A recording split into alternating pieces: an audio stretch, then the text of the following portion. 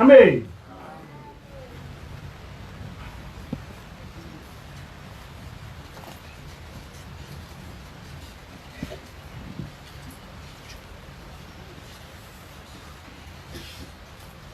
Namhla sizokhuluma ngesihloko esithi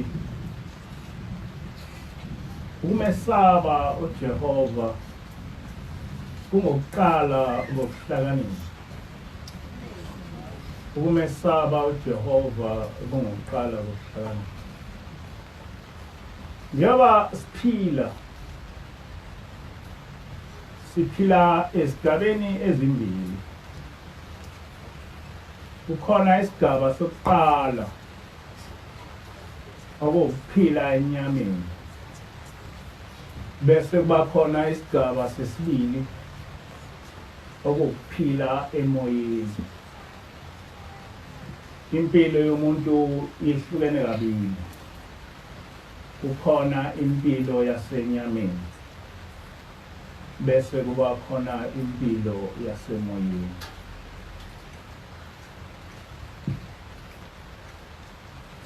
Ukuphila enyameni ukuphila kwesikhashana, kodwa okubalekile kakhulu, ngoba uma uphile kahle enyameni nasemoyeni uyophila kahle. Zimbili izinto engifisa ukuba ngikhulume ngazo kulokhu kuphila okuhlukene kabili. Ukuphila kwasenyameni kukhethwe imfundo, bese kuthi ukuphila kwasemoyeni uphathwe ukukholwa. Ukuphila kwasenyameni kuphethwe imfundo, bese kuthi ukuphila kwasemoyeni kuphathwe ukukholwa. Isizathu esenza ukuthi kusukela kubantwana mhlawumbe beno 5-6 years beye esikoleni, kungenxa yokuthi impilo yomuntu osenyameni iphethwe imfundo. Ngaphandle kwemfundo akhambi kahle. Uma umuntu ongaziqoqi ngendlela ukuthi uthole imfundo ngesikhathi sayo, ukukhula kwakho kuhambe kube neyinkinga. Ikhona ke ngaso sonke isikhathi bonke abantwana befunda. Ikhona ke ngaso sonke isikhathi kakhulukazi la eSouth Africa kuyethiwa imfundo iyaphoqa, ngoba kuyaziwa ukuthi ngaphandle kwemfundo umuntu angeke ephile kahle sekhulile. Kodwa abantu abaningi abafundile hayi ngoba babehlupheka bengeke bekwazi ukufunda, kodwa isiza senza ukuthi abantu bengafundi ukunganaki. Isizathu esenza ukuthi abantu bengafundi ukungabanayo i-vision yokubona into ekude, ukungabanayo i-plan yempilo yakho yenyama. Ngenye izinto eziningi ezenza ukuthi abantu bengafundi. Kodwa futhi enye into eyenza ukuthi abantu bengafundi ukuvila. Abantu abafundi ngokuvila noma bengafundi ngokunganaki. Uma ngabe ungaba ne-vision eqondile kusukela usemncane ngemfundo, angeke wehluleke ukufunda, ngoba ukufunda akunasikhathi. Noma ngabe ungathiwa awufundanga, kodwa uma uwazi ukuthi ukufunda kubalekile, uyafunda. Umnewethu umfundisi wagcina kwa standard 2 eklasini, kodwa wahamba wayosebenza, kodwa wafunda waze waqeda umatric. Wayesefana nomuntu ofundile, noma isiphi isikhathi wamthola efunda. Wayeke ukufunda ngokuhlupheka, kodwa ekwazi ukuthi ukufunda kuyinto ebalekile kakhulu kumuntu one-future plan yempilo yakhe. Kodwa uma unganayo i-future plan yempilo yakho, weniliswa yiyo yonke into okuyona ngaleso sikhathi. Ucabange ngesikhathi usufika kuleso sikhathi ukuthi konke into ethiza ngiyenzanga nangayenzekanga. Njengoba silapha nje siyazi ukuthi noma lezi ingane ezincane ziyazi ukuthi kuzofika isikhathi lapha ngizoba intombi khona noma ngakaba intombi. Kuzofika isikhathi lapha engizoba insizwa khona noma ngakaba insizwa. Kuzofika isikhathi lapha ozofanele kuba ngiganwe noma ngingakaganwe. Kuzofanele kufika isikhathi lapho ufuneka ukuthi ngigane. Kuyofika isikhathi lapha engizoba nabantwana khona. Kuzofika isikhathi lapha engizokufa khona, engizoguga khona, ngife khona. Wonke umuntu ohlakaniphile uyakwazi lokho, ukuthi kuzofika isikhathi esithile empilweni yempilo. Kodwa bancane abantu abayiplanelayo leyo mpilo. Njengamanje ngisakhuluma ngemfundo ukuthi wonke umuntu engakwazi ukuyithola imfundo. Singafisa ukuceba sonke, kodwa akulula ukuthi sonke sicebe. Kodwa imfundo wonke umuntu engakwazi ukuyithola uma eyimisele ukuyithola. Ngazala umuntu owayengafundile, umama wayengafundile enhloko, kodwa ayikho into esaselulekwa ngayo edlula ukubaluleka kwemfundo. Ngafunda esikoleni ngagcina kwa standard 3. Ngathi ma sengikwa standard 3 yaphela imali. Kwatholakala ukuthi sekufanele ukuthi ngisiyeke isikole. Ngasiyeka isikole. Ngahamba ngaya otho ngathi ngaya emakhishini. ngawusebenza ngasebenza emakhishini ngihlala eNkopholo la emakhishini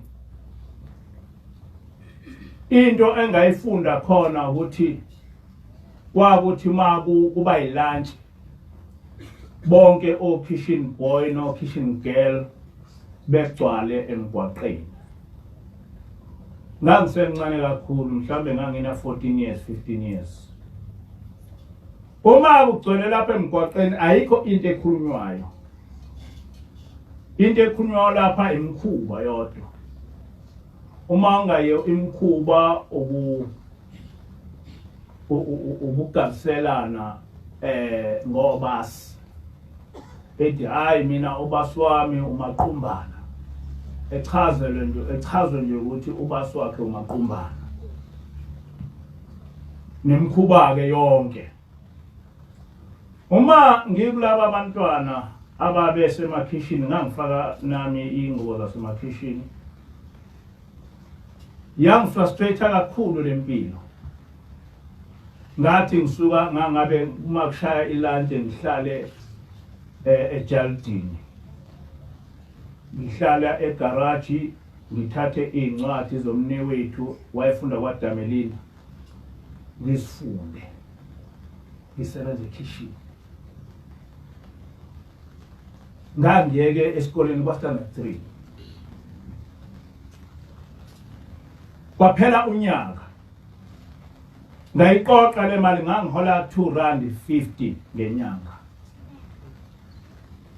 ngayiqoqa le mali ngonyaka olandelayo ngabuyela esikoleni kodwa ngoba ngangifunda kwafanele ukuthi ngiye kwa standard 4 ngaya kwa standard 5 kodwa ngaya kulesi sikole ekade ngifunda kuso ngaya kwesinye isikole ngaleso sikhathi kwangakanakwa ukuthi iza ne transfer letter ngafika kulesi sikole ngafunda standard 5 ngenkathi ngifunda standard 5 kwangabonakala ukuthi angifundanga standard 4 ngoba ngenkathi ngisebenza ngangifunda ngimncane kodwa ngamphasa standard 5 ngamphasa standard 6 kwasefanele ukuthi ngiye secondary school kwatholakala ukuthi imali ayikho nakancane angikwazi ukuthi ngiye secondary school impilo yami siyiphelela kwa standard 6 kodwa ngoba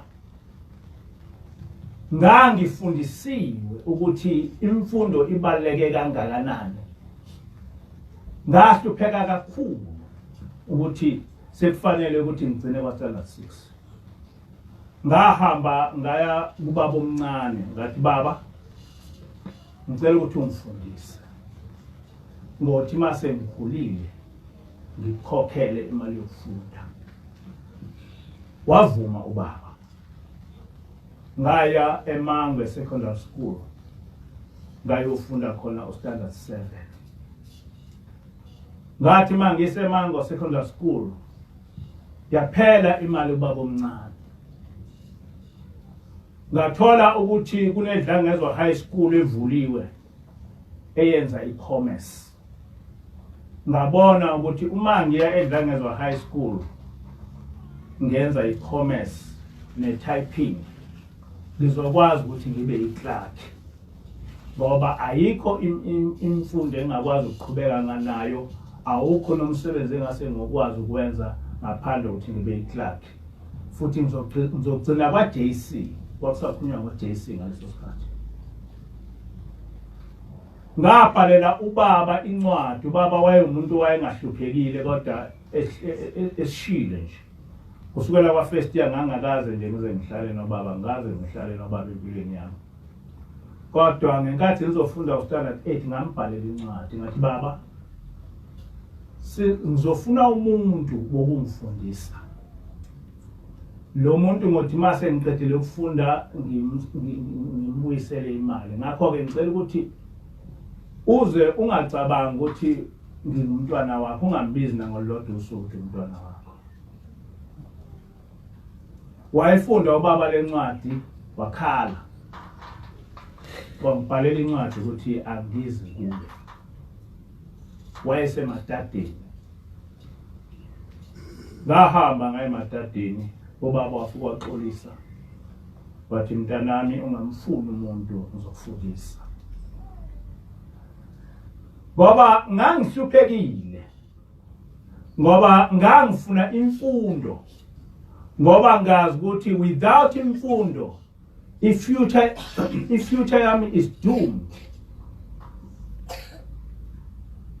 Ubaba wangifundisa eDlangezwa High School ngaba kwi boarding school ngaze ngaqeda umatric ayisiyaphela namandla nakuye kodwa ngoba ngase ngiqeda umatric ngine commerce ne typing ne accountancy angazi ukubizwa kuthiwa yini manje kodwa kwakunjalo ngalezo khathi kwase kungenza ngifithe kuba ngibe yiclerk ngokuphelele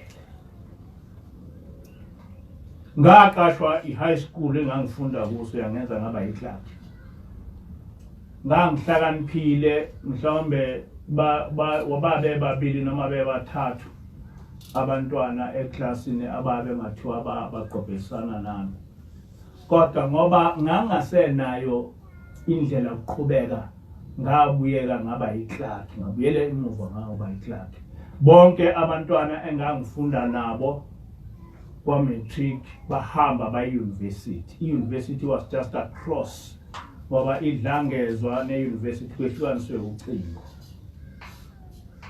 ngaba yiclerk abantwana engingifunda nabo baba se-university ngathi kodwa angeke ngiphela amandla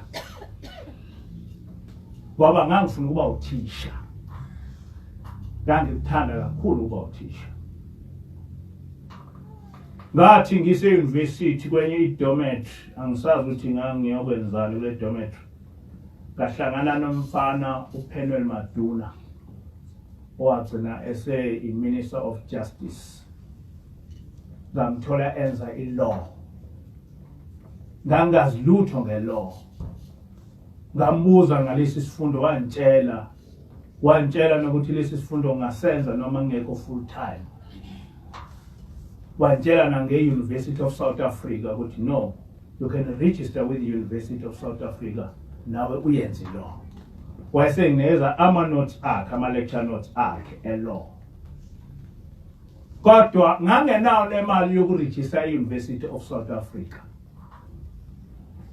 ngafuna manje ukuthi ngiregister e-university ayikho imali ngahamba ngaya ku-Arthur Nxumalo ngayotsheleka imali u-Arthur Nxumalo wayemummeli la eNgwelezane wafika u-Arthur Nxumalo wanginikeza imali yokuthi ngiregister e-University of South Africa register i-law ngifunde ne-correspondence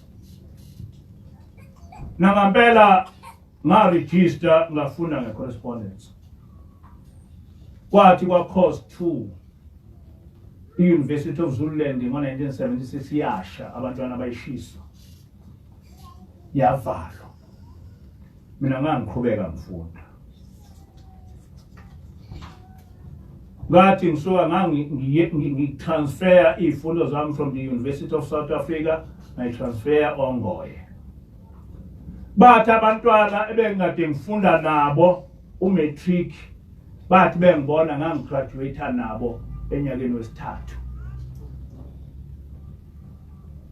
ngasuka lapho kwafanele ukuthi ngikhethe phakathi ukuthi ngifuna ukuba ummeli noma ngibe imantshi noma umshushisi ngendlela engangidaleke ngayo ngathi angikwazi ukuba ummeli ngoba empilweni yami angikwazi ukuqamba amanga ngathi angikwazi ukuthi umuntu uzofike entshela ukuthi ubulala umuntu bese ethi angiyomqambisa engiqambisa amanga bese ngithi ngakambulala ngathi kungcono ukuba imantshi ngagcina ngaba umshushisi ngaba imantshi kodwa angaze empilweni yami ngibe kwi-campus angiyazi nje university campus ukuthi makanjani. Ngaqeda lapho ngangenza i-high diploma equivalent to LLB. Ngafunda ngaze ngaba imantshi, ngase ngaba imantshi ase-regional court. Nge-hard work yemfundo ngoba uma ngabe ufuna ukuphila impilo ekahle enyameni, impilo ekahle enyameni ivikelwa imfundo. Imfundo akakho umuntu ongakwephuca yona. Futhi imfundo asikho isikhathi lapho engaphela kuso kuwe. Ungaba nawo amabhizinisi kodwa ehambe ewe. Kodwa imfundo mawusuyitholile ayifi, ayipheli uze uyofa nayo. Ngakho ke even before we come to ukholwa, we need to concentrate ekuthenini impilo yethu. How do we mold our physical life? How do we mold our physical life? Siqala nini ukulungisa impilo yethu? Silungisa kanjani impilo yethu? Esikhathini esiphambili ngike ngakhuluma nge-SWOT analysis yokukholwa ukuthi yiziphi izinto okufanele usibheke ukuze ukukholwa kwakho kuqonde. Namhla ke ngikhuluma njengamanje nge-SWOT analysis ye-personal life yakho ukuthi apart from a business plan, what is your life plan? What is your life orientation plan? Laba abantwana abakhulayo sibakhulisa kanjani apart from ukuthi hambe esikoleni uyofundiswa uthisha? Thina as abazali, how do we orientate abantwana bethu? What is our strategic plan about our impilo yabantwana bethu? What is our strategic plan about our life? Apart from a business plan. Ithini i-SWOT analysis yempilo yakho? Ngoba in life sinama strengths. In life, sinama weaknesses. In life, sinama opportunities. In life, sinama threats. And uma izingane noma abantwana bengaqala beno 12 years befundiswe i-SWOT analysis about their life orientation. Baningabe abantwana abangaphuma kulesi simo abagcina bekuso. Uma umntwana engaqala efundiswe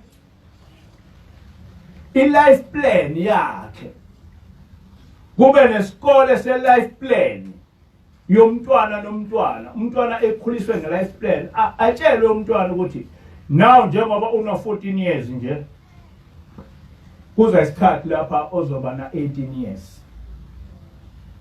Njengoba una 18 years nje, what are your plans about you most no 18 years? Kuza isikhathi lapha ozoyeka khona esikoleni. Uma uyeka esikoleni, what are your plans? What are your plans about ukuganwa kwakho? What are your plans about ukugana kwakho? What are your plans about ukukhula kwakho? What are your plans about izingane zakho? What are your plans about ukuguga kwakho? What are your plans about ukufa kwakho? Because these things are there. Yokuthi ziyafunisela ukuthi zikhona. Maybe awazi ukuthi after death what happens, but ngikhuluma nge-life plan yomuntu osenyameni ukuthi what is your life plan? Ngoba ziningi izinto abantwana bethu ababhekana nazo, kodwa abangazazi. I-threat enkulu kumntwana okhulayo uthando. I-threat enkulu kumntwana okhulayo kakhulukazi oyintombazana uthando. Ngoba uthando iyona nto abantu abagabiselwa ngayo. Ngoba wonke umuntu uyafuna ukuthandwa. So kubantwana nabantu besifazane usathane ungena ngothando. Kodwa akakho umuntu obafundisile ngokwanele ukuthi in actual fact uthando is a threat in your life. Because abantwana abaningi, they are destroyed through uthando. Uthando lwenza umntwana kakhulukazi wentombazana eyibone kuyinto okufanele ukuthi eyifune kunokuba kube yinto okufanele ukuthi ayi-avoid. For women, all the time, uma umuntu wesilisa efika kuwe uthi ngiyakuthanda umuhle. Bonke abantu besifazane uma beshelwa kuthiwa umuhle. And once umuntu wathi umuhle uyakhithazeka. You don't realize ukuthi in actual fact lo muntu akakho behind ukuthi umuhle. Kodwa he is behind satisfying himself with you.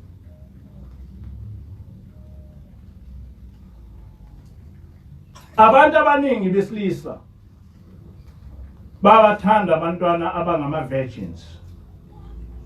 Bayithanda intombi engama virgins. But in actual fact, sexually awukho umehluko utheni phakathi kwe virgin nomuntu ongayi virgin. But into ebalekile ukuthi i-virgin umntwana osuke enesithunzi esithize. Ngokwemvelo umuntu oyi-virgin uyinto enkulu, uyinto enhle, uyinto eyigugu by nature. Kodwa abantu besilisa uma ebona intombi uba nomona wokuthi leyanto enhle ayoniwe yimi, kunokuthi itholwe lowana isalungile. But that kind of thinking yomuntu wesilisa, it is inside him. Lo mona wokuthi angikone is inside him. Ngoba umuntu wesilisa nje oganiwe ngangami uyakwazi ukuthi ethathe ingane eyintombi eyikhohlise elale nayo. Akho lutho onenhloso nayo, kodwa inhloso yakho ukuthi eyone. There is no love, but into ekhona ubona. Isikhathi esiningi abantu abanenhliziyo ezimbi baba nentombi eziningi, because umuntu akanalo uzwelo lobuhlungu lokuzwisa umuntu ngothando. He doesn't care. Engaqonywa le ntombi namhlanje yena eyilahle, eqonywe lona eyilahle, noma zimqome zixabane oyifike ukuthi akayishaye ngempama eyishaye ngempama, because they become their thing. They become his thing. Kodwa laba bantu besifazane, when they allow themselves ukuthi beye kubantu besilisa, they don't realize ukuthi lento abaya kuyo is in fact a threat empilweni yabo, yinto ezodestroya impilo yabo. Ngoba kwi-business plan i-threat yinto esuke izobulala ibhizinisi lakho lingakhuli, so ofanele ukuthi uyivike. Kodwa kwi-life orientation uthando is a threat, ngoba ngaso sonke isikhathi uma ngabe ungalibhekanga uthando ukuthi uthando luyini, impilo yakho izolimala ngothando, imfundo yakho izolimala ngothando. And therefore kubalekile ukuthi umuntu nomuntu ebheke empilo yakhe ukuthi where is my strength as a person. Strength yomntwana ofundayo ukuhlakanipha. Ngakho-ke uma uhlakaniphile, that is your strength. I-weakness yomntwana ofundayo ukuba isidomu. Ngakho-ke kufanele ukuthi uyifight indaba yokusidomu ngoba it's a weakness. Kodwa uthando at any time is a threat to the life of the youngsters. But unless they are told ukuthi uthando is a threat, they ngisesesikoleni sasinesaka sokuthi awukwazi ukuthi uayine ngama-ayina amabili. Sichaza ukuthi awukwazi ukuthi ufunde uphumelele emfundweni at the same time uqonye noma uqome, akuhambelani. Abantwana abathola distinction nga-7 nga-8 nga-6 uyobathola ukuthi labo bantwana labo, whether they are boys whether they are girls, labo bantwana labo abanawo amadoda, bahlala bese encwadini. Ngoba awukwazi ukuthi ufunde uthole distinction ukhulu umntwana kodwa at the same time ube unesikhathi samadoda, ngoba amadoda is a threat, ngoba iyona nto ebuyisayo, iyona nto ebukhipha emfundweni, because all the time ukuba nje nomuntu omthandayo usakhula is a disturbance. Is a disturbance. Ngakho-ke kubalekile ukuthi as amakholwa sikwazi ukufundisana ngokuthi yipi indlela ngokwasemhlabeni ezokwazi ukuthi isiqoqe, and leyo ndlela ayikho enye ngaphandle kwemfundo. Never say ukuthi sengikhulile. Never say ukuthi abazali bami abangifundisanga. No. Ukufunda, you don't have to ukufundiswa abazali bakho. Never say ukuthi hayi mina ngiyintandane, hayi mina nginjani. No. Ukufunda is something oyenza ulele. Njengamanje na ogesi bagcwele yonke indawo, you take ulayitha ugesi ebusuku ufunde incwadi yakho kuse wazi lonke ube nalo lonke umuntu nomuntu if possible akazame ukuthi you register uma ungenawo matric register maningi ama college uregistele ukuthi ukhuphule imfundo yakho ngoba imfundo yakho isona sikhali sakho iyona impilo yakho iyona nto engeke ize iwe ibhizinisi lingawa kodwa imfundo ngeke iwe ayiwe imfundo ayiwe mhlobo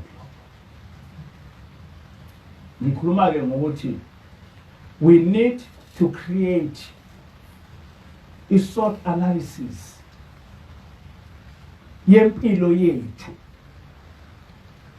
apart from a SWOT analysis yama business. We need to have a life plan, a life orientation plan yempilo yethu kunokuba sibe ne business plan. I-business plan ufanele ukuthi izalwe i-life orientation plan.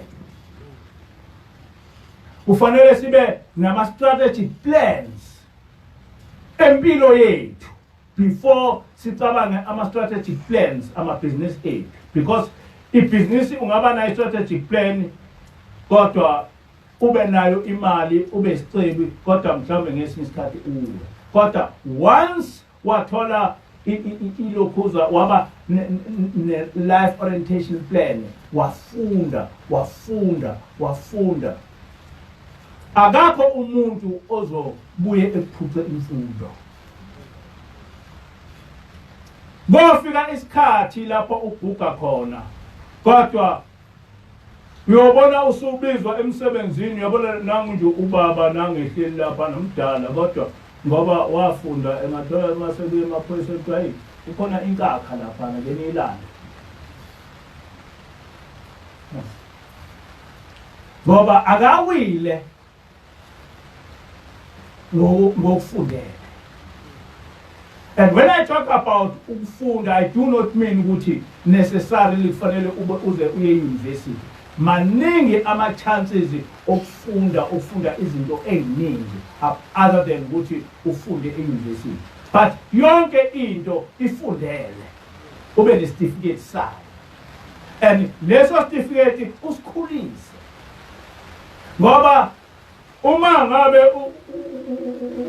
umuntu othanda ugesi, that is your strength. And go for it. Uma umuntu othanda izinto ze-science, that is your strength. Go for it. Ikhulise. Noma yiphi i-talent onayo is your strength. And leyo nto onayo strength yayo ikhulise.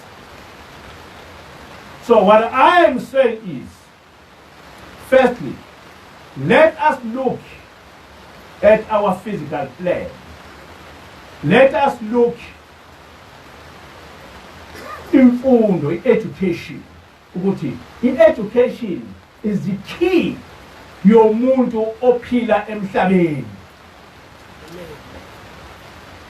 Ngafunda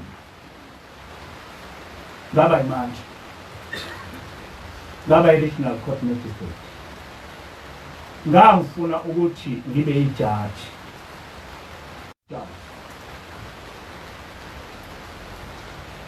Kwase ukuthi for 2006 uNkulunkulu wenza isimanga waletha ingilosi ukuba izohlala nathi. Ingilosi mayisihleli nathi yayisifundisa omnye umkhakha wempilo, the spiritual life. Ngangikholwa ukuthi likhona izulu, ngangikholwa ukuthi ngiyofa ngibe spirit, but ukukholwa nokwazi akufani. Kodwa wathi mase kufike ingilosi yangifaka kwesinye isikole, yangifaka esikolweni sasezulwini, yase ingifaka esikolweni se-after life, se-after physical life benefit of physical life if it is called physical life. Ngasengazi ukuthi there is a spiritual life. Ngasengazi ukuthi kukhona umbuso wezulu. Ngasengazi umphumela womuntu othela emhlabeni wangayihlupha ngendaba yokukholwa ukuthi uma usemhlabeni ungayihluphi ngendaba yokukholwa ufana nomuntu othi ekhula engayihluphi ngendaba yemfundo. Uma usemhlabeni ungayihluphi ngendaba yokukholwa ufana nomuntu othi esemhlabeni engayihluphi ngendaba yemfundo. Because anything eyenzeka la emhlabeni, if you are careless nge-life yakho la emhlabeni, that will have a very bad effect after death. You cannot avoid it. You cannot avoid it. So that's why ngithi zimbili izinto ezibalekile empilweni yomuntu. Okokuqala imfundo, ngoba imfundo arms you emhlabeni. Okwesibili kube inkolo, ukukholwa. Angazi ukuthi inkolo ngoba inkolo is a religion, but ngisho ukukholwa kwakho. Ukuthi ukukholwa kwakho kuyisikhali sakho sempilo yomphefumulo, sempilo yasemoyeni. And akakho umuntu ongakwephuca ukukholwa. Akakho umuntu ongakwephuca ukukholwa. Uma ukholiwe na kanjani, uma ukukholwa ukufunde kahle wangayibholima ngokukholwa, ukukholwa kwakho will lead you to the kingdom of God, and that is a showcase. But like education, ukuphumelela ekukholweni is not an easy thing. Ukukholwa awukwazi ukuxuba nezinto zonke. Njengoba nomuntu ofuna ukuphasa e-university ezeba udokotela akakwazi ukuthi imfundo eyixube nezinto zonke. Kunezinye izinto ofanele ukuthi uyiyeke ukuthi lento lena uma ngifuna ukufunda ngeke ngoba iyangithikameza. Ngenkathi ngise eDlangezo High School ngicorrespond kune university. La university ngangisemncane. Nginabafana engisebenza nabo bebancane. Sisesikhathini seyintombi. Kwakunesikhathi lapha makuphela ilokhuza ngeweekend kuyadansa lapha e-university. Kwakunomdanso obizwa kuthiwa igidi. Angani noma usekhona yini ngoba angazi njalo imidanso kodwa lo mdanso kuthiwa igidi.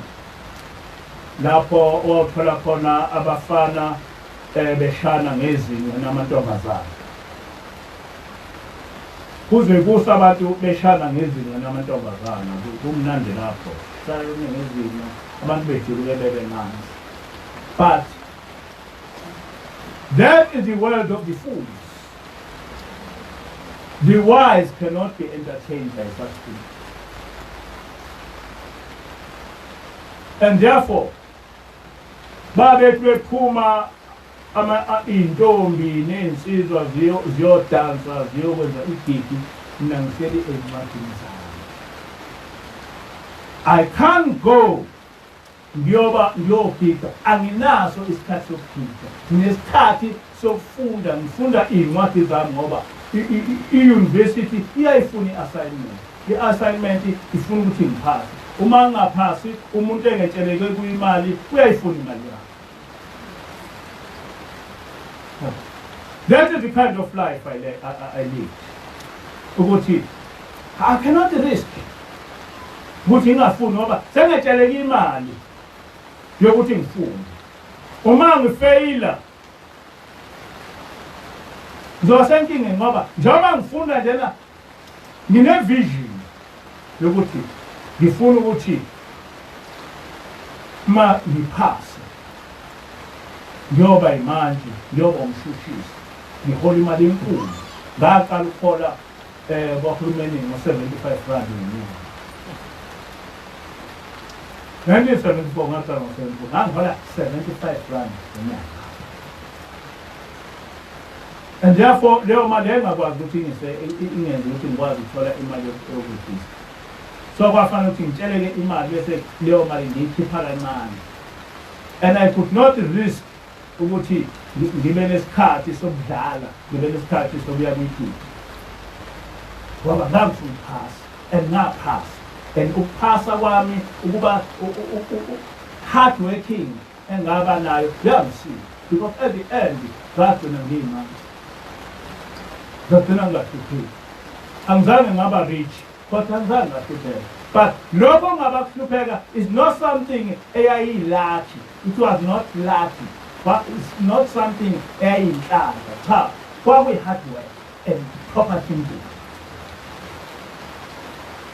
So wonke umuntu okholiwe ufanele lezi zinto embili combine education ne-faith. Ngoba lezi zinto embili uma zike zahlangana ziba into esimangaliso. Now njengamanje, because I got a proper thinking, ngiyazi ukuthi all that I'm left with is to die. Anginayo enye plan enginayo apart from dying.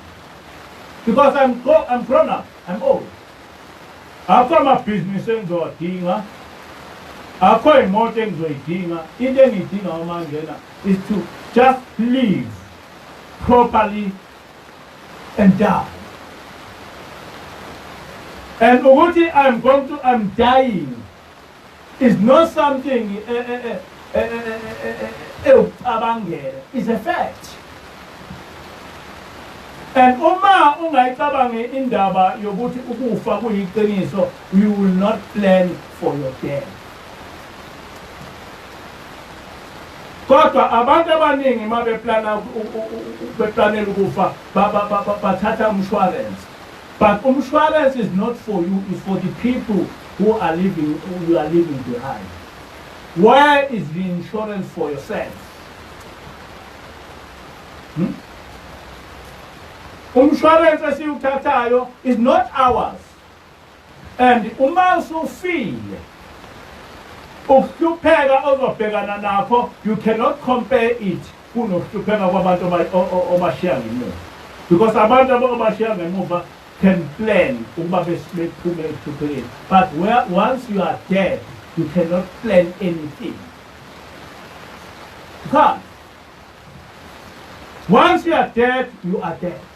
Ngaphandle ukuthi ube nenhlanhla ukuthi kube khona abantu abasemhlabeni abayicabanga indaba yakho bekunikelele ukunikelele mhlawumbe ugcine uphumelele if ugcina kunjalo. Other than that, uma usufile, that is the end of you. Uma uya ungena ezulwini, ungena ekujabuleni kwaphakade. Kanjalo uma uyolahla, ungenwa ekulahlweni kwaphakade. And that is not a belief, that is a fact.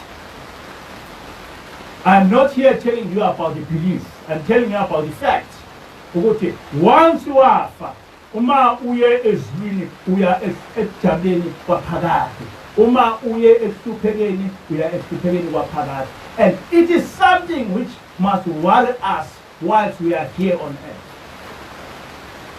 It is something ongabe othma uyazi, you abstain from doing anything ngoba uyazi ukuthi ngifuna ukungena ezulwini.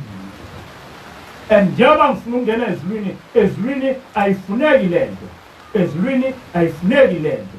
ezulwini ayifuneki lento, and therefore yonke lento engafuneki ezulwini I must avoid it. But that is not what is happening to the people. Abantu emhlabeni, they want to satisfy other people other than satisfying God.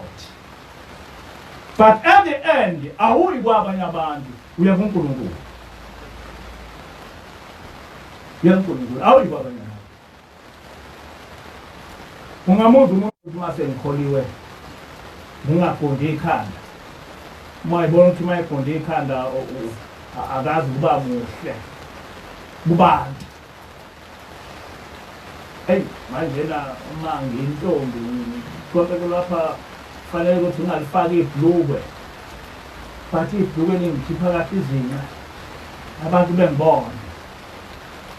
Kodwa uNkulunkulu akalifuni. But you choose ukuthi wenze into ethandwa ngabantu. I-thinking yakho is so limited.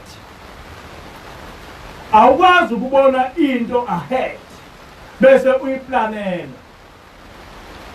No, ubona lento la. Ubona nje ukuthandwa umuntu. Ubona hayi mangifaka ibhlukwe ngiyintombi ngiba njena abantu bayangithanda. Hayi mangenze lezi zinto emashiyeni then I become something great abantu bengithanda. Who are the people? Yini umuntu? Yini umuntu? Yini umuntu? uNkulunkulu. Yini umuntu uNkulunkulu? Umuntu uzofa, nawe uzofa. But there's something that is not going to die. It's a spirit. And the spirit circle will be judged by the way you were living while you were still a human being. Umuntu akafi. Akafi. Njoba sikhona nje we are spirits. Imzimba yethu izofa. God, I'm not going to die as a person. My person is my spirit. And that person is not going to die. But if ngingayinaki indaba yomoya wami, ngikhangwe izinto ezedlulayo, eziphelayo, at the expense of God's love, then I am a fool. I'm a fool. The wise men, the wise women, abantu abane vision about not only about their physical life, but also about their spiritual life. The wise are the people who know what life does not end. But what ends is your body. What ends is your corpse. But you as a person, you don't die. You live. You walk. But how this is going to be in future, in your life, after this life, will be determined by you, usela. Akakho omunye ozoqondisa impilo yakho yasezulwini njengoba engekho umuntu ozoqondisa impilo yakho ngemfundo. Inkosi busele khona emzulwini. Amen. Inkosi busele khona.